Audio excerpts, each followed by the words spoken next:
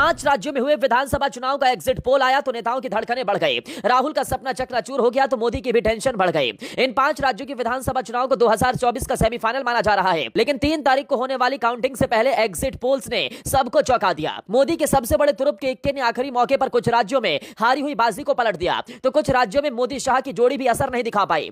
2024 से पहले इन 5 राज्यों के चुनाव से क्या संकेत मिल रहे हैं और बीजेपी की वो कौन सी सबसे बड़ी गलती रही जिससे कुछ राज्यों में मोदी का जादू भी फीका पड़ गया, वो जानने से पहले इन 5 राज्यों में पोल ऑफ पोल्स क्या इशारा कर रहे हैं उसे समझ लीजिए। इन 5 राज्यों में 8 प्रमुख न्यूज ऑर्गेनाइजेशन और सर्वे एजेंसियों ने एग्जिट पोल के इन सब को मिलाकर पोल ऑफ पोल्स का हिसाब लगाया गया। इसकी शुरुआत छत्तीसगढ़ के एग्जिट पोल से करते हैं, क्योंकि कांग्रेस ने यहां के चुनाव की शुरुआत भूपेश है तो भरोसा है के नारे से की थी, जिससे बाद में बदलकर कांग्रेस है तो भरोसा कर दिया गया, जिससे भूपेश बघेल के मुख्यमंत्री की कुर्सी भी खतरे में आ गई। लेकिन छत्तीसगढ़ में एग्जिट पोल ये बता रहे हैं कि कांग्रेस फिर से सत्ता में वापसी कर रही है। हालांकि 75 पार का नारा देने वाली कांग्रेस जैसे तैसे सरकार बनाने वाली स्थिति में नजर आ रही है, यानी कि मोदी के चेहरे पर चुनाव लड़ने वाली बीजेपी ने तगड़ी टक्कर दी। सभी 8 पोल कांग्रेस की दोबारा सत्ता में वापसी करवा रहे हैं। इनमें से 5 पोल में बीजेपी सत्ता से 4 से 6 सीट दूर दिख रही है।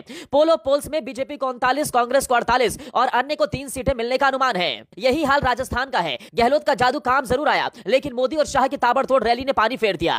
राजस्थान में 8 एग्जिट पोल में से 5 में बीजेपी की सरकार बन रही है, 1 पोल में कांग्रेस की सरकार बन रही है, जबकि 2 में उसे सरकार बनाने में करीब बताया गया है।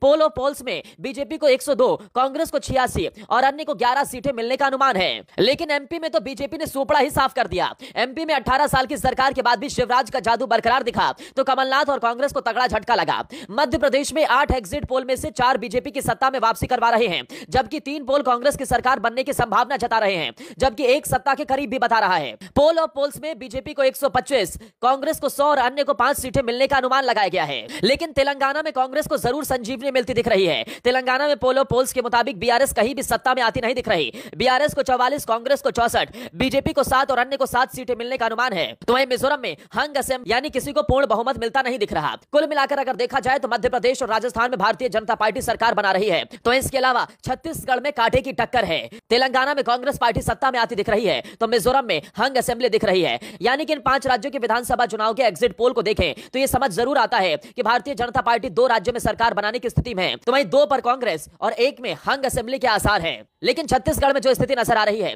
उसके पीछे माना जा रहा है योगी आदित्यनाथ को चुनावी रैली में कम उतारना। योगी बाबा जहां पर चुनावी रैली करते हैं वहां पर उनका जादू जरूर दिखाई देता है। राजस्थान, मध्य प्रदेश में जमकर उन्होंने चुनाव प्रचार किया, जिसका असर भी दिखाई दिया। क्या छत्तीसगढ़ और बाकी राज्यों में योगी आदित्यनाथ को कम उतारने की वजह से ही भारतीय जनता पार्टी की सीटें कम होती नजर आ रही हैं? आपको क्या लगता है? कमेंट कर जरूर बताएं।